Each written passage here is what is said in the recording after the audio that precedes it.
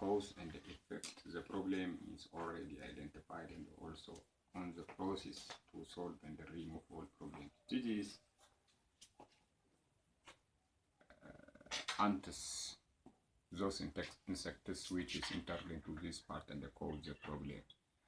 The problem is causing this second problem. The second problem is the damaged part of the electrical conductors. Already this is damaged.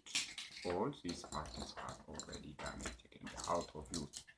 This should be interchanged or replaced by another one, unless otherwise we throw all part of the machines. So this should be replaced and solved by another things. This is already which is separated and identified. This is can use again. This also, and the others are should be replaced by the other part or the newest part we can exchange from another place. All these are cleaned and also ready for doing.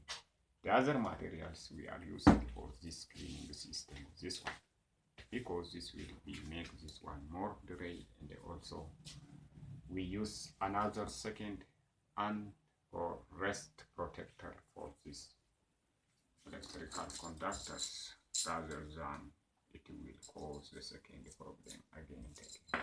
That is all about. Now we are going to exchange this and take the last procedures to assemble the process. Close.